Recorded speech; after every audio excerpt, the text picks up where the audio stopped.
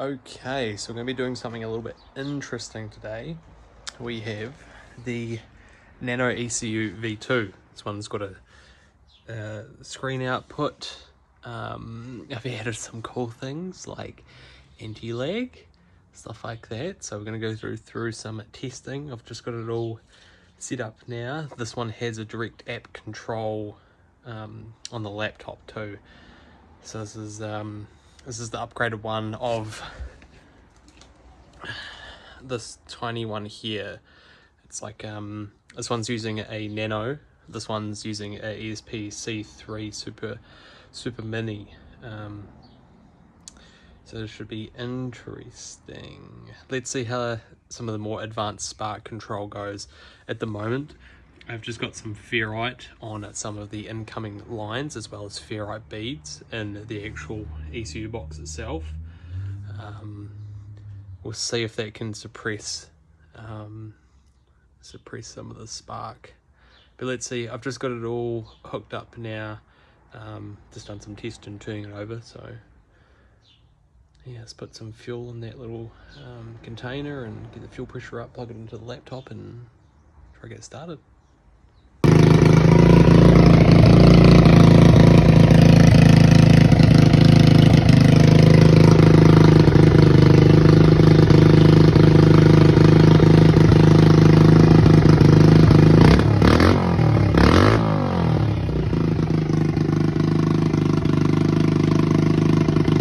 So we got a bit further with that code today, or the version 2 of the Nano Micro ECU.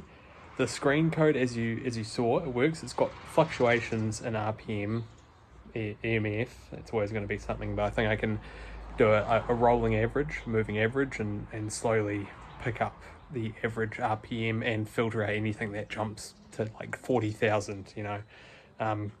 Because that affected the rev limiter as well. Every now and again, a bit of EMF would hit and it would go to like 90,000 RPM and the rev limiter would kick in for a second. So I have to fix that. The other thing is the injector output is a bit shaky over 4,000 RPM. It's a timing blocking issue with running the screen. I thought it was going to have an issue, so I tested it against the code that runs without the screen, and that ran perfectly fine. Beautiful. Just needed a little bit of tuning, but it ran fine. So I have to work on that. Now, it depends. It might be like sacrificing the serial output to the computer program to run the screen, and only turn on serial output when it detects it wants to retrieve serial or something like that, just to pull down the blocking, because it is using a C3 Super Micro. I mean, it's doing quite a lot with the interrupt calculations, but that's why I recommend to a lot of people get one of these battery powered oscilloscopes. The cheap ones, they're like $60. They are so good to figure out what's going on. Amazing, so good to use, especially for stuff like this. Now I'll show you what I've been working on now.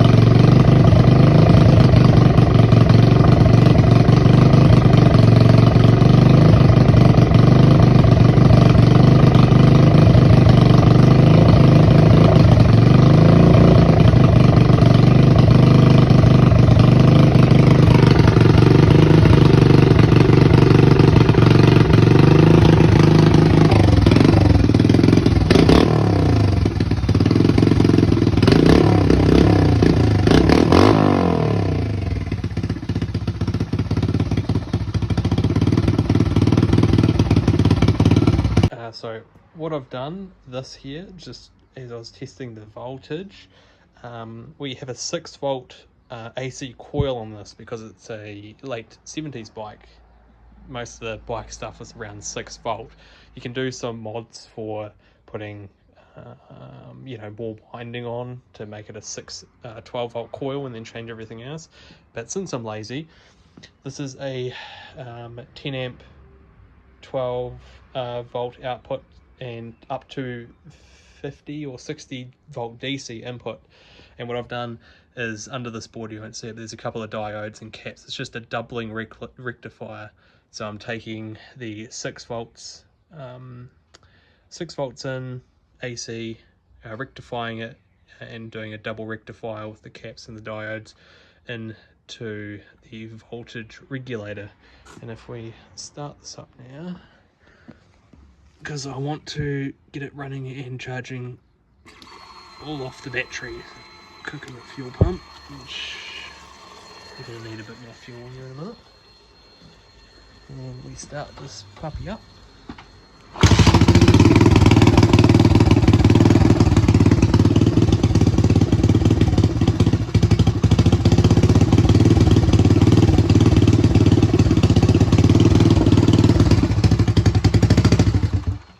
So of course 17 volt, it is adjustable, but 17 volt's not too much. But remember, that's open, that's no load.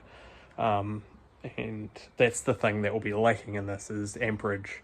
So I'll have to probably jump up the voltage to say 20 or so when it's sitting here doing absolutely nothing. And then once load pulls in, because it'll be running off a 12 volt battery, which I'm going to test in a minute, that will be pulling down the voltage once the amperage comes up. Which is really, this is only to trickle charge the battery. We got a pump that's drawing 2-3 amps and everything else an amp, if that. So heaps of headroom on the battery. It's just going to keep the battery voltage up, keep it trickling. So, but yeah, that's what I've been working on. And I found a dose pipe, a perfectly fitting dose pipe. So that's going to be interesting. I don't have the volume yet because I need a big air capacity here for the volume, but it might have a little dose on load. We will see.